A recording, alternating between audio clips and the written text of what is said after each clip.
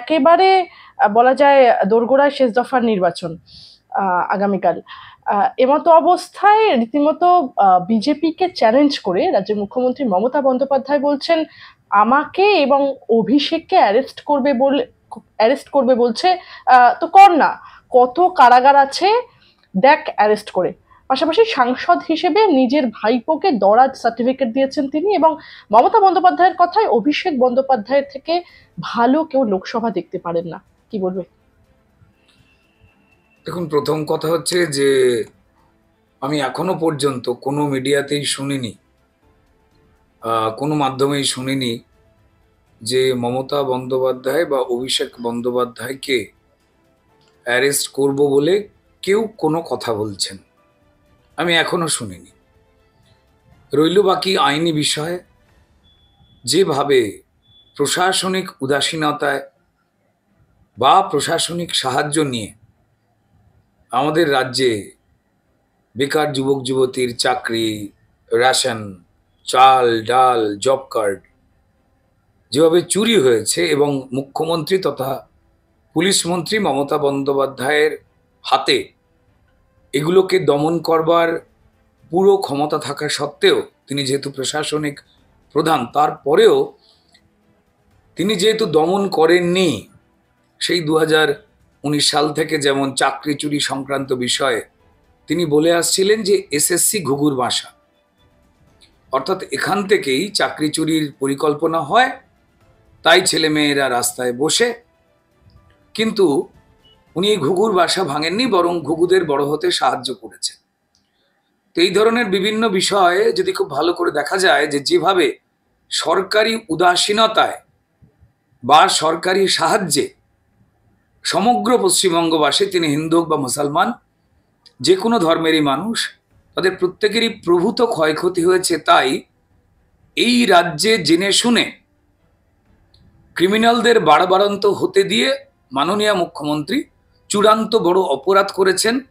তাঁদের যারা ভোট দেয়, তৃণমূলকে যারা ভোট দেয় বা যারা পশ্চিমবঙ্গবাসী রয়েছেন, তিনি যে রাজনৈতিক দল করুন না কেন, এটা মমতা বন্দ্যোপাধ্যায় নিজে জানেন। এবং তার সঙ্গে সঙ্গে বিভিন্ন দুর্নীতিতে তার ভাইপো অভিষেক বন্দ্যোপাধ্যায় তার নাম জড়িয়েছে, তার কোম্পানির নাম জড়িয়েছে, এবং সেটা নিয়ে হাইকোর্টে মামলা চলছে। এবং কড়া প্রশ্নের মুখে অভিষেক বন্দ্যোপাধ্যায়ের আইনজীবীরা, অর্থাৎ অভিষেক বন্দ্যোপাধ্যায়, পড়ছেন। তো ফলত এটার সঙ্গে সঙ্গেই সবাই জানে যে আদালতে যদি এই ধরনের ঘটনার বিচার শেষ হয়, যদি কেউ দোষ করে থাকেন তারা অবশ্যই জেলে যাবেন।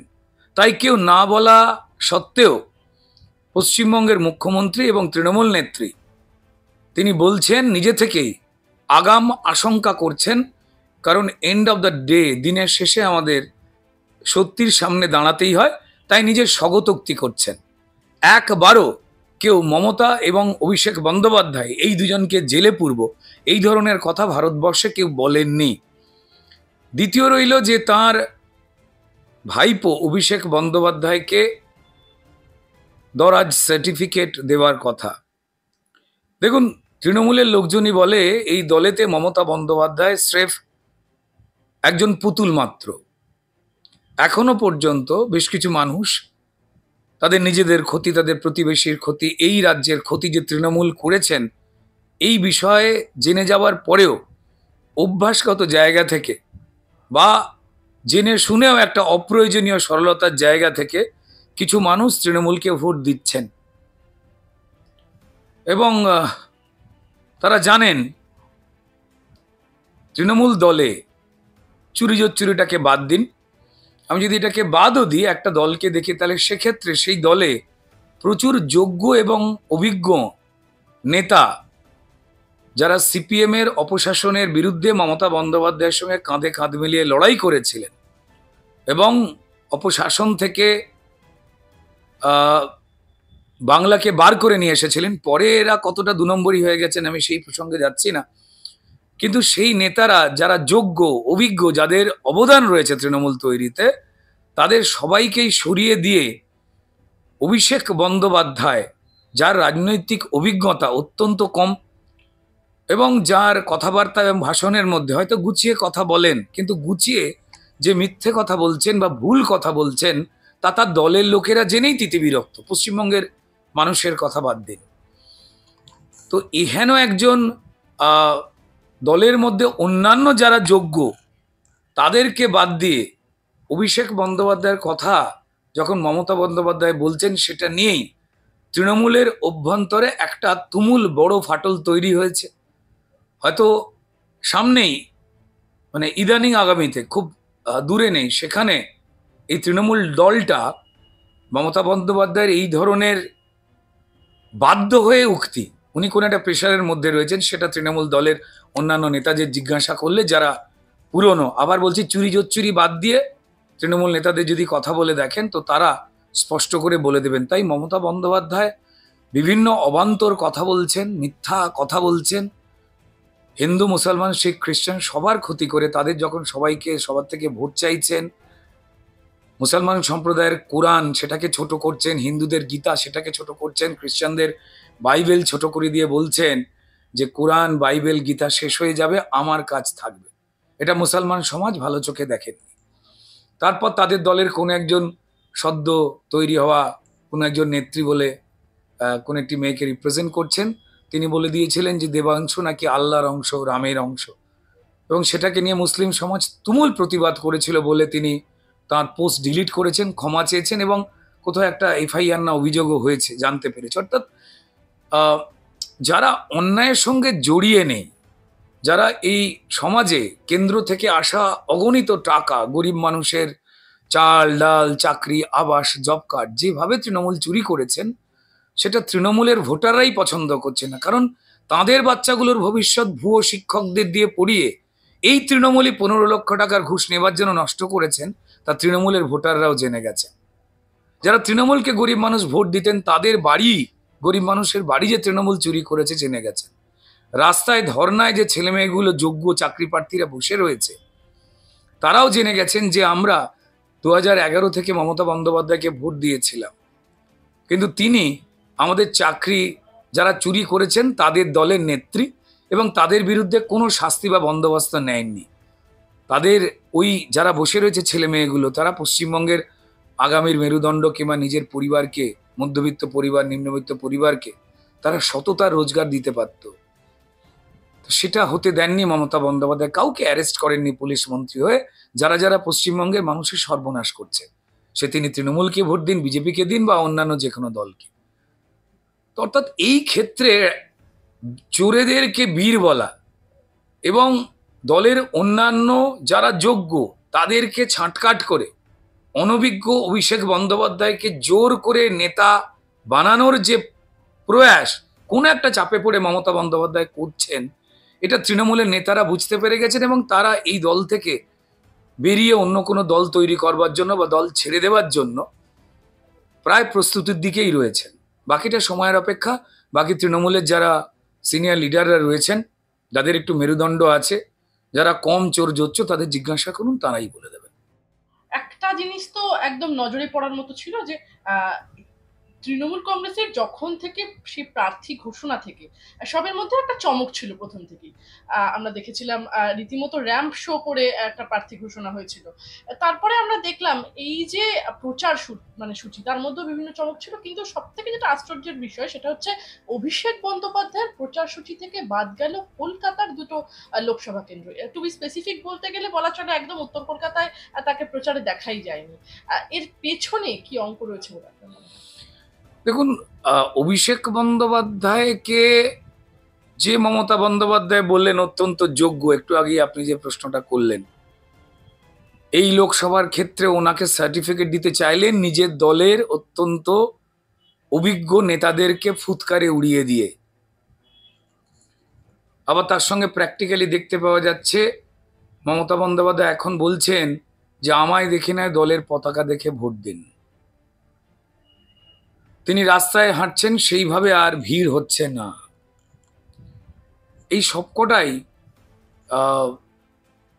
একটা অদ্ভুত সত্যির কথা বলছে যে তৃণমূলকে ভোট দেওয়া, ভোট দিয়ে ঠকা হিন্দু মুসলমান শিখ খ্রিস্টান যে কোনো ভোটারই মমতা বন্দ্যোপাধ্যায়ের কথাকে আর বিশ্বাস করছেন না। এবং অভিষেক বন্দ্যোপাধ্যায়কে নিয়ে উনি যে বড় বড় কথাগুলো বললেন, অথচ প্র্যাকটিক্যালি রাস্তায় দেখতে পাওয়া যাচ্ছে যে বেশ কয়েকটি কেন্দ্রের কথা আপনি বললেন যেখানে অভিষেক বন্দ্যোপাধ্যায়কে দেখা যাচ্ছে না। এবং অভিষেক বন্দ্যোপাধ্যায় বলেছিলেন যে আমি এবার শুধু আমার কেন্দ্র নিয়েই কনসেন্ট্রেট করব। এবং কয়েকটা মাত্র কেন্দ্রে গেছেন, বড় বড় কথা বলে এসছেন, বলেছেন যে মায়েদের বোনেদের ঝাঁটা খুন্তি বঁটি নিয়ে বেরিয়ে আসতে বলেছেন, হিংসার উস্কানি দিয়েছেন মানুষকে। এবং তারপর মেদিনীপুরে আমাদের একজন মহিলা কার্যকর্তা, তাকে খুন হতে হলো, এটাও পশ্চিমবঙ্গের মানুষ দেখেছে। তো ফলত একটা চূড়ান্ত মিথ্যাচার চলছে, একটা দোটানা চলছে এই দলের মধ্যে। কোন নেতৃত্ব কি কথা বলছেন, আদপেই নিজেরা এক রয়েছেন কিনা, ভেঙে টুকরো টুকরো হয়ে যাবে কিনা সেই ভয়ে কিন্তু তৃণমূল নেত্রী বলুন বা ওদের দলের অন্যান্য নেতা বলুন, প্রত্যেকের মধ্যেই কাজ করছে।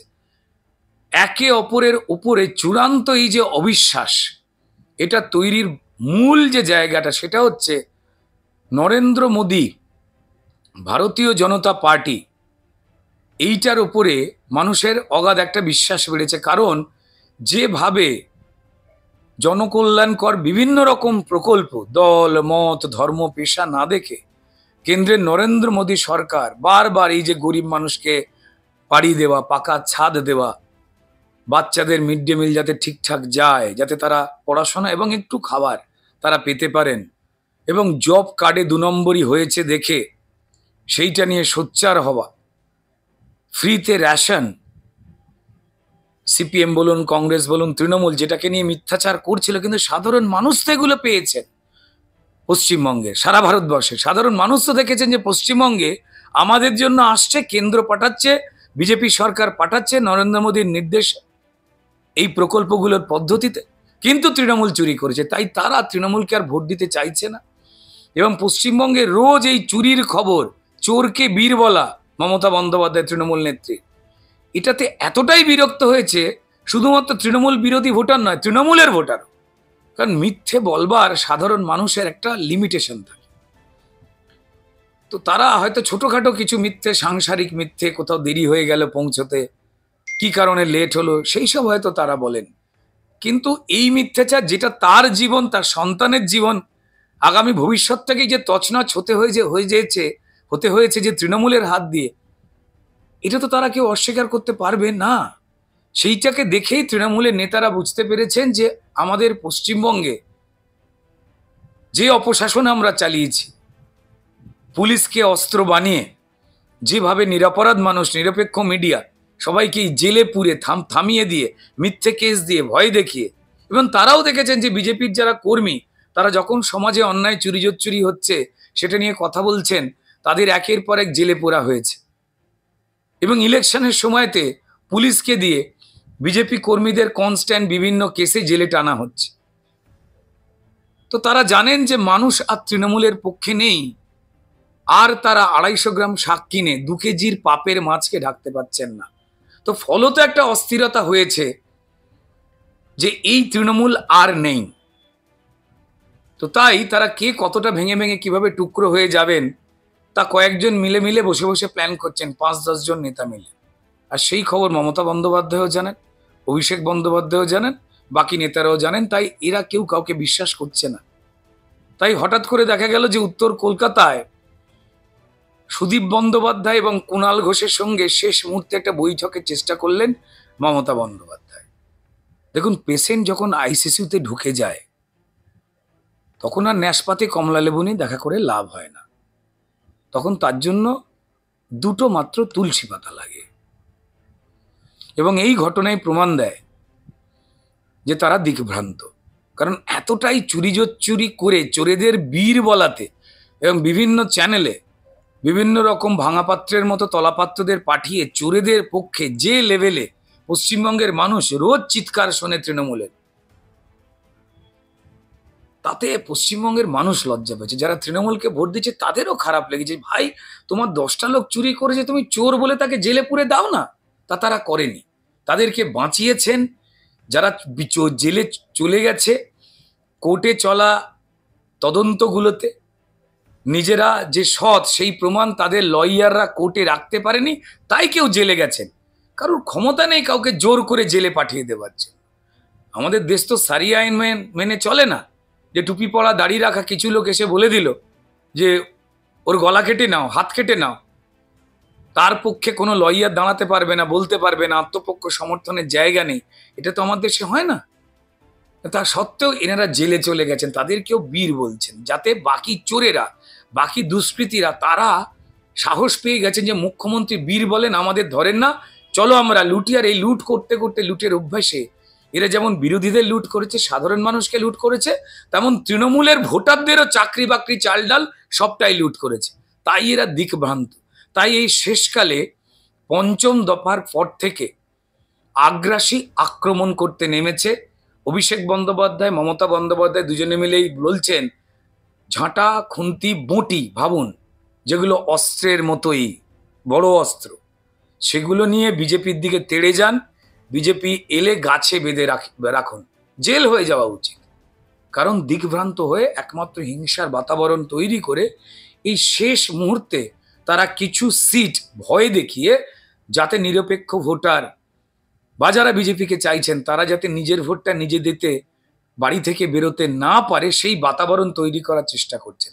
তাতে লাভ হবে না, কারণ কেন্দ্রীয় নির্বাচন কমিশন অন্যান্য বারের থেকে এবারে যেভাবে সুষ্ঠু নির্বাচন করবার জন্য অপারেশন করেছে, তা অন্যান্য বারের থেকে অনেক মজবুত বলেই মানুষ তাও অনেকটা নিজের ভোট নিজে দিতে পারছেন। এবং এখনো পর্যন্ত বিরাট রক্ত এবং লাশের গন্ধ পাওয়া যাচ্ছে না তৃণমূল রোজ চাওয়ার পরেও। দাদা, আমরা দেখলাম যে অভিষেক বন্দ্যোপাধ্যায় এখন আর 42-42 বলছেন না, কার্যত তার টার্গেট নামিয়ে এনেছেন। অভিষেক বন্দ্যোপাধ্যায় এখন বলছেন 2019 সালের ভোটে ছিল 22, যদি খুব খারাপ হয়, যদি পৃথিবীর রসাতলে যায় তাহলেও 23 হয়। এখনো পর্যন্ত 9টি আসনে ভোট বাকি আছে, 33টি আসনে ভোট হয়ে গিয়েছে। এর মধ্যে তৃণমূল 23 পার করে দিয়েছে। এটা কিসের ইঙ্গিত বলতে? দেখুন, প্রথম কথা বলি, অভিষেক বন্দ্যোপাধ্যায় একজন সফল ব্যবসায়ী বলেই অনেকে জানেন। মানে লিপস অ্যান্ড বাউন্সের মতো এত বড় কোম্পানি তিনি গড়ে তুলেছেন, যা নিয়ে কোর্টেরও চর্চা হয়, এমনটা তো হওয়ার কথা নয়। একজন সফল ব্যবসায়ীর পক্ষেই এটা সম্ভব।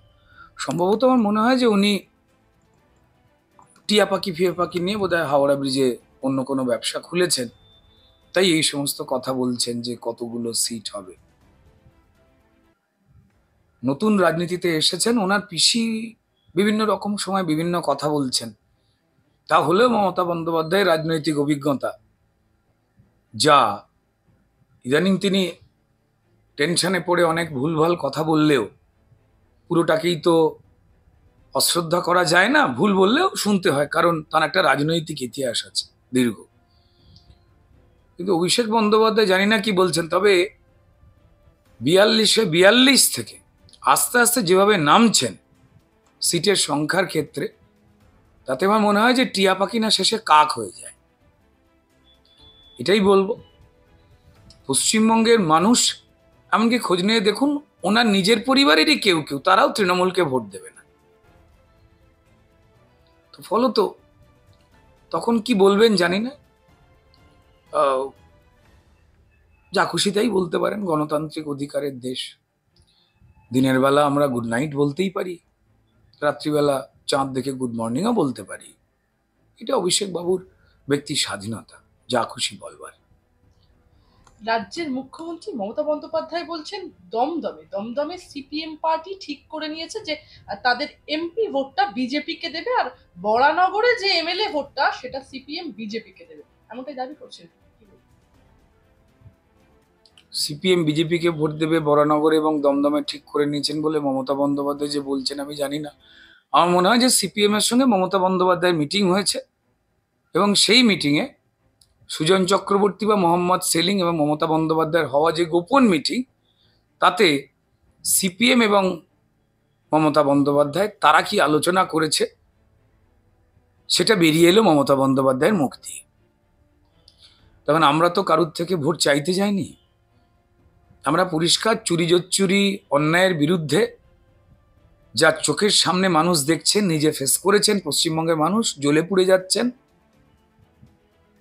তারা বিজেপিকে চাইছেন এবং তার সঙ্গে সঙ্গে ভারতবাসী হিসেবে তারা শক্তিশালী প্রধানমন্ত্রী, শক্তিশালী দেশ এবং শক্তিশালী ভারতীয় নাগরিক হিসেবে নিজেদের দেখতে চাইছেন বলে তারা বিজেপিকে ভোট দেবেন ঠিক করেছেন।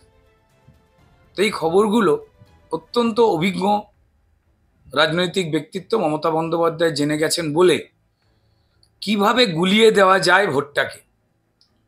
অনেকেই শুনতে পাওয়া যাচ্ছে যে মমতা বন্দ্যোপাধ্যায় একটা টিম পাঠিয়ে এই দমদম, বড়নগর এই সমস্ত জায়গায় নাকি বলে পাঠাচ্ছে যে এরা নাকি জিতলে আবার তৃণমূলে চলে আসবে, তাই সরাসরি তৃণমূলকেও ভোট দিন বলে ভোট টানবার একটা বৃথা চেষ্টা করছেন। তবে আমি এটাই বলবো যে এটা ভালো যে অন্তত এতদিন আমরা জানতাম যে নবান্নে সিপিএম গিয়ে ফিশ ফ্রাই খেতে খেতে মমতা বন্দ্যোপাধ্যায়ের সঙ্গে মিটিং করত। তো এবার সম্ভবত আলিমুদ্দিনেই, বিমান বসুরা, সূর্যকান্ত মিশ্ররা, সুজন চক্রবর্তীরা, ভাই মোহাম্মদ সেলিমেরা মমতা বন্দ্যোপাধ্যায়ের সঙ্গে সঙ্গে অন্তত ঝালমুড়ি খেতে খেতেই এই মিটিংগুলো করে তারা কি করবেন জানিয়ে দিয়েছেন। তাই বোধ করি মমতা বন্দ্যোপাধ্যায় এই ধরনের প্রলাপ বকছেন। যদি এই মিটিংটা হয়ে থাকে তো তাহলে মমতা বন্দ্যোপাধ্যায় যা বলছেন সত্যি, আর যদি এই মিটিং না হয়ে থাকে তাহলে মমতা বন্দ্যোপাধ্যায় বোধহয় বড্ড পরিশ্রম করছেন এই বয়সে, সেই জন্য এই সমস্ত অদ্ভুত শব্দ, সব কথাকে তো কথা বললে ধরা হয় না, শব্দও বলতে হয়, যে কথার কোনো মানে থাকে না, তিনি শব্দ করছেন। দাদা, আমরা দেখলাম যে মঙ্গলের সন্ধে উত্তর কলকাতার বিজেপি প্রার্থী তাপস রায়ের সমর্থনে শহরের রাজপথে হাঁটলেন প্রধানমন্ত্রী নরেন্দ্র মোদী। তার যাত্রাপথ ছিল সাধারণত শ্যামবাজার মোড় থেকে সিমলা স্ট্রিট পর্যন্ত। তো তারপরেই মানে কার্যত দেখলাম আমরা সেই সেই পরের দিন আমরা সেখানেই দেখলাম সেই পথেই মুখ্যমন্ত্রী মমতা বন্দ্যোপাধ্যায় মানে তিনিও রোড শো করলেন। এটা কিসের ইঙ্গিত বলে আপনার মনে হয়? ইঙ্গিত না, আমার নিজের মনে হয় যে এটা করে নিজেকে আর উনি খেলো করে ফেললেন। দেখুন, মানুষ মুখ্যমন্ত্রী আর প্রধানমন্ত্রী এই দুটো শব্দের মানে যে কত পার্থক্যে, কোনটা কত বড়, তা একটা সাধারণ মানুষও জানেন, বাচ্চারাও জানে। এখন যদি গামছা ঠিক করে তোয়ালের সঙ্গে প্রতিযোগিতা করব, কিংবা যদি চাদর ঠিক করে যে আমি কম্বলের সঙ্গে প্রতিযোগিতা করব, ঠিক তেমনি যদি হাফ প্যান্ট ঠিক করে আমি ফুল প্যান্টের সঙ্গে ঝগড়া করব, প্রতিযোগিতায় নামিয়ে ফেলবো, তাহলে সেটা মনে হয় যে তারা নিজেদের সময় নষ্ট করছে। এই প্রতিযোগিতায় নেমে মমতা বন্দ্যোপাধ্যায় প্রমাণ করে দিলেন যে হাওয়া খুব খারাপ। এবং যেভাবে নরেন্দ্র মোদী যে রোড শো করেছেন, তাতে যেভাবে রাস্তার দুধারে, বাড়ির বারান্দা থেকে বাড়ির দরজায় মায়েরা, বোনেরা, পরিবারের লোকজন তারা আনন্দে বিহ্বল হয়ে গিয়ে নরেন্দ্র মোদীর নামে জয়ধ্বনি দিচ্ছিলেন, সেটা দেখবার পর হঠাৎ করে কেউ একটা মমতা বন্দ্যোপাধ্যায়ের বাড়িতে আছে জানেন তো, আজে বাজে বুদ্ধি দেয় এবং ভদ্রমহিলাকে আরো বেশি করে খোরাক হয়ে যাওয়ার জন্য সাহায্য করে। নিশ্চয়ই তার মন্ত্রিসভাতে বা নবান্নের কোনো আমলা, তিনি তো আমলাদের নিয়েও মিটিং করে দল টল চালান মাঝে মাঝে, জানা যায় তিনি কেউ একটা আছেন যে মমতা বন্দ্যোপাধ্যায় স্বাভাবিক নিয়মে যতদিন পশ্চিমবঙ্গের মুখ্যমন্ত্রী থাকতে পারতেন, তা তারা নিজেরা বুঝতে পারছেন যে উনি থাকলে আরো বড় সর্বনাশ হয়ে যাবে, তাই এমন এমন করো যাতে প্রমাণিত হয়ে যায় যে উনি একজন নিজেকে হাসির পাত্রী বানাবার মানুষ। তাতে আরো ভোটটা কমলো এবং লোকে দেখলো যে কদানা ভিড় হয়েছে। এবং তারপর আবার যে কুণাল ঘোষ ঠোঁট ফুলিয়ে কেঁদে মাঝে মাঝে কোন দলের হয়ে থাকে বুঝতে পারা যায় না, যিনি বলেছিলেন চাকরি দুর্নীতি পুরো তৃণমূলটাই জানতো, যিনি বলেছিলেন যে সারদা স্ক্যাম যে হয়েছিল তার মূল বেনিফিট যিনি নিয়েছেন, সুবিধে যিনি নিয়েছেন এই অর্থ লোটাতে, তার সব থেকে মূল ব্যক্তিটাই হচ্ছে যে সব থেকে সুবিধে পেয়েছে সারদা দুর্নীতিতে, গরিব লোকের টাকা লোটাতে, তার নাম মমতা বন্দ্যোপাধ্যায়। তিনি কিন্তু এই উত্তর কলকাতায় তৃণমূলের প্রার্থী সুদীপ বন্দ্যোপাধ্যায়, তিনি যে শুধুমাত্র নিজের ছাড়া এলাকার তৃণমূলের যে কোনো উপকার করেন এবং তৃণমূল যে বিরাট রেগে রয়েছে এবং তারা যে সুদীপ বন্দ্যোপাধ্যায়কে ভোট দেবে না, সে তো কদিন আগেই মিডিয়ার সামনে বলে দিয়েছে। আবার সেই কুণাল ঘোষকেই আবার সুদীপ বন্দ্যোপাধ্যায়ের সঙ্গে গুজুগুজু ফুসুফুসু করাবার জন্য ওই মিছিলের পরে হেঁটে যখন হাওয়া বুঝতে পেরেছেন, তাই দুজনকে বসাবার তাল করলেন। এটা তো সবাই জানে, পেশেন্ট যদি ভালো হয়ে যায় আবার কবিরাজ, হোমিওপ্যাথি, অ্যালোপ্যাথি ডেকে মিটিং করবার কি ছিল? অর্থাৎ পরিবেশ খারাপ, তা তিনি জানেন, ফলাফলও সেই রকম হবেন। তাই অভিষেক বন্দ্যোপাধ্যায়, মমতা বন্দ্যোপাধ্যায়ের গলার আওয়াজ চলে গেছে, নিজেরা থেকেই বলছেন আমাদের গ্রেপ্তার করবে অমুক তমুক। আগে বলেছিলেন 42-এ 42, তারপর পরিষ্কার বলছে যে গতবারের থেকে নামবে না। এই সমস্ত আজে বাজে কথা বলছেন এবং জানেন যে তার দলের লোকেরাই তাদের থেকে সরে যাচ্ছে। মুখ্যমন্ত্রী বলছেন যে প্রধানমন্ত্রী রোড শো প্রসঙ্গে তিনি বলছেন যে মোদির সভায়, আমি কোট আনকোট বলছি, মোদির সভায় বহিরাগত, আমরা বাইরের লোক নিয়ে আসি। বহিরাগত বলতে আমি বুঝতে পারলাম না উনি কার কথা বলছেন, কিভাবে বলছেন। ধরুন আমি থাকি হচ্ছে টালিগঞ্জে, আমার পুরনো বাড়ি হচ্ছে হাওড়ায়। আমাদের মিটিংয়ে যেতে গেলে এখান থেকে যাদবপুর লোকসভায় যেতে হয়। আমি অ্যাজ দলের স্টার ক্যাম্পেনার, আমাকে সারা পশ্চিমবঙ্গের মানুষ চেনেন, জানেন আমি পশ্চিমবঙ্গের মানুষ সব জায়গায় ঘুরে বেড়াই। এটার সঙ্গে বহিরাগতর কি সম্পর্ক? নরেন্দ্র মোদীজির ফ্যান ফলোয়ার সারা পৃথিবীতে ছড়িয়ে রয়েছে, সারা ভারতবর্ষে তো বটেই। এবার পশ্চিমবঙ্গের মানুষ, তিনি এসছেন বলে তাকে দেখবার জন্য সামনে থেকে বিভিন্ন জেলায় যাচ্ছেন, তাই বাইরে থেকে কারুর আসার দরকার নেই। লাস্ট এই মথুরাপুরের যে সভাটা হলো সেটা তো দেখেই তো তৃণমূলের, আমি জানি না এখনো হিচকি তুলছে কিনা, আমি বলবো জল খেতে। চুরির পক্ষে কথা বলে, চোরেদেরকে বীর বলে, নিজের যে মিনিমাম পজিশনটুকু সেটাও যে মানুষের কাছে, আমাদের সম্মানীয় মুখ্যমন্ত্রী সম্মানীয় শব্দটাকে যে অসম্মান করে ফেলেছেন। তিনি যে চোর ক্রিমিনাল, এই শাহজাহানদের হয়ে কথা বলা মুখ্যমন্ত্রী, এটা তো সবাই জেনে গেছেন। বোমবাদা শওকত মোল্লাকে তিনি আবার বলছেন বাঘের বাচ্চা। আমি জানি না একটা সুস্থ মানুষের বাচ্চাকে সারা গায়েতে লোম এবং ডোরাকাটা করে উনি কি প্রমাণ করতে চান? শওকত মোল্লার বাবা মা, তিনি যতই ক্রিমিনাল হোক মানুষ তো, আমি তো হালুম বলতে শুনিনি। তার পরিবার, বন্ধু বান্ধব, আত্মীয় স্বজন যারা মানুষকে মারধর করে, লুটপাট করে, বোম টোম বাঁধে একসঙ্গে, তারা ক্রিমিনাল। কিন্তু বাঘটা কেন হবে? পশু টশু কেন হবে? এর আগে পরিষ্কার অনুব্রত মণ্ডলকেও বাঘের বাচ্চা বলেছিল। তো ফলত বাঘ সভ্য সমাজে কোথায় থাকে? কাঁচায় চলে গেছে। বোধহয় উনি শওকত মোল্লাকেও সেই বার্তাই দিচ্ছেন, তুমিও বাঘের বাচ্চা, তাই তুমি জেলে যাও। আমি জানি না, শওকত বাবু নিশ্চয়ই পরের ইন্টারভিউতে নিশ্চয়ই বলবেন তার বাবা মা পরিবারের কেউ বাঘ ছিলেন কিনা, আমি জানি না। আমার শুনে খুব মনে হয়েছে শওকত মোল্লাকে আসলে উনি বাঘের বাচ্চা বলে অনুব্রত মণ্ডল জেলে পাঠাবার ইঙ্গিতটা দিয়ে দিলেন, কিংবা পারিবারিকভাবে শওকত মোল্লা বাবুর যতই ক্রিমিনাল হোক মানুষ তো তৃণমূলের। কারণ এই মুখ্যমন্ত্রী বলেছিলেন তুই বোমবাদা চুপ কর শওকত, ইউটিউবে এখনো ভিডিও আছে। তাকে আবার উনি যাতে পাবলিকের গণ আদর না পান সেই জন্য জেড ক্যাটাগরির নিরাপত্তা দিয়েছেন। অর্থাৎ ক্রিমিনাল, যাকে তিনি ক্রিমিনাল বলছেন তাকেই তিনি বীর বলেন, তাকেই নিরাপত্তা দেন। পশ্চিমবঙ্গের মানুষ নিরাপত্তা পায় না। সাংবাদিকরা সত্যি খবর করতে গিয়ে কেস খায়, মার খায়, জেল খাটে। বিরোধী আমাদের কথা তো ছেড়েই দিন, 200-র উপরে কার্যকর্তাকে, আমাদের কর্মীদের মেরে ফেলেছে তৃণমূল। তো যাই বলুন না কেন, আতঙ্কে রয়েছে। একে বাঘ, ওকে শিয়াল, কাউকে কুকুর বলবে, কাউকে ভালুক বলবে।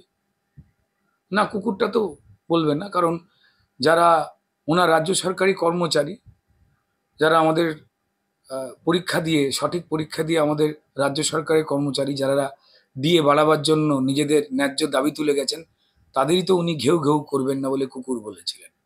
সরি, কুকুরটা ওনার বলা হয়ে গেছে। যারা ওনার দপ্তরে কাজ করেন বলে ওনার এত কথাবার্তা, ঘুরে বেড়ানো বা নবান্নে গিয়ে বসা, তাদেরকেই তো সারমেয়ের সঙ্গে তুলনা করেছেন।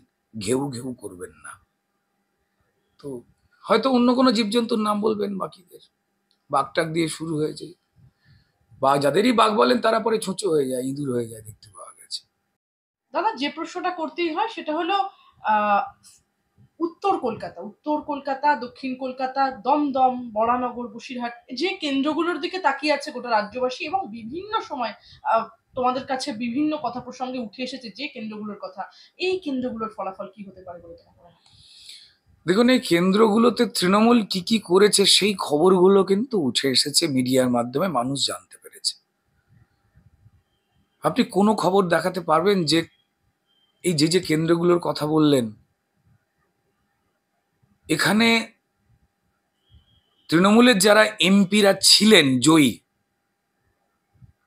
তারা লোকসভায় গিয়ে সেই কেন্দ্রের জন্য, যেখানে 5 কোটি টাকা করে প্রত্যেক সালে বরাদ্দ হয়, করোনার দুটো বছর বাদ দিলে, তারা কি এমন করেছেন যেটার জন্য তারা ভোট চাইবেন, তারা কেউ বলতে পারেননি। তারা টাকাটা পেয়েছেন, তাহলে টাকাটা গেল কোথায়? টাকাটা তো পাঠানো হয়েছে ট্রেজারিতে, পশ্চিমবঙ্গে টাকাটা তো পাঠানো হয়েছে ডেভেলপমেন্ট অ্যাকাউন্টে। এই অঞ্চলগুলো থেকে যারা তৃণমূলের জয়ী এমপিরা ছিলেন তারা কিছুই করেননি, উল্টে তার দল চুরি করেছে। তো তাই এই অঞ্চলে যারা তৃণমূলকেও ভুলে ভোট দিয়েছিলেন, তারা জানেন তৃণমূল মানে সর্বনাশ। তাই প্রবণতা রয়েছে এই অঞ্চলগুলোতে ভারতীয় জনতা পার্টি যা ভোট 2019-এ পেয়েছিল তার থেকে অনেক বেশি ভোট পাওয়ার, এবং বেশ কিছু জায়গাতে তারা তৃণমূলকে অবশ্যই ছাপিয়ে গিয়ে জয়ী হবার, এবং মানুষ সেটা চাইছেন। এবং চাইছেন কারণ চোরদেরকে হাঁটানো পশ্চিমবঙ্গের এই লোকসভা নির্বাচনের মধ্যে একটা ইস্যু। আসলে 24-এর নির্বাচন, কেন্দ্রেতে সরকার গড়বড়, তারা জেনে গেছেন যে ভারতীয় জনতা পার্টি নরেন্দ্র মোদীর নেতৃত্বে আবার 2024-এ তারা সরকার 6 দফার ইলেকশনে গড়ে ফেলেছেন। এরপর শুধুমাত্র সিট সংখ্যা বাড়বার দিকের আলোচনা, কিন্তু তার সত্ত্বেও পশ্চিমবঙ্গে মানুষ কিন্তু যে ভোটটা দিচ্ছে সেটা শুধুমাত্র দিল্লিকে আরো শক্তিশালী করা বিজেপির হাতে দিয়ে তা নয়। পশ্চিমবঙ্গে যে অন্যায়টা, যে লুটটা হচ্ছে, যেন তৃণমূল সরে গিয়ে এখানে বিজেপির এমপিরা আসতে পারেন, বা উপনির্বাচনে বরানগরে যেখানে সজল ঘোষ প্রার্থী হয়েছে, সেখানের মানুষরা জানেন যে কিভাবে কর্পোরেশনের যারা কাউন্সিলর রয়েছেন তৃণমূলে, তারা কিভাবে অবৈধ নির্মাণ করিয়েছে, সরু সরু ড্রেন বানিয়েছে যাতে জল উপচে গিয়ে এলাকা জলমগ্ন। আবার সেই কাউন্সিলরদের আত্মীয় পরিজন জমা জলেতে, যাতে লোকে পানীয় জল খেতে পাচ্ছেন না সরকারি ট্যাপ, নিজেরা মানুষকে বাধ্য করেছেন নিজেদের জল বানাবার কোম্পানি থেকে জল কিনে খাওয়ার জন্য, মানে পরিকল্পিত চক্রান্ত। তারা এটার বিরুদ্ধে কিন্তু পরিষ্কার ভারতীয় জনতা পার্টির প্রার্থী বরানগরের সজলকে ভোট দিয়ে জেতাতে চায়। তারা কারণ জানে যে সজল, মানুষ বিপদে পড়লে তিনি বিজেপি না তৃণমূল না কে কোন দল করে সেটা না দেখেই সজল ঝাঁপাবে, কারণ সজল সারাক্ষণ সামাজিক কাজ করে একটা ছেলে। তাই সজল ঘোষের পক্ষে ভারতীয় জনতা পার্টিকেই ভোট দেবেন তৃণমূলের লোকেরাই, সিপিএমও দেবে। তারা জানে যে কি অপরাধ করেছে এরা। তো এটা মানুষ, ভোটার যারা, তারা সিদ্ধান্ত নিয়েই নিয়েছে। আবার বলছি যে এই কেন্দ্রে ভোট যেগুলো পড়বে সেগুলো কিন্তু 2026-এ তৃণমূলকে ওয়াশ আউট করে দেওয়ার যে একটা বড় সেকেন্ড ওয়ার্নিং বেল, তা তৃণমূল জানে।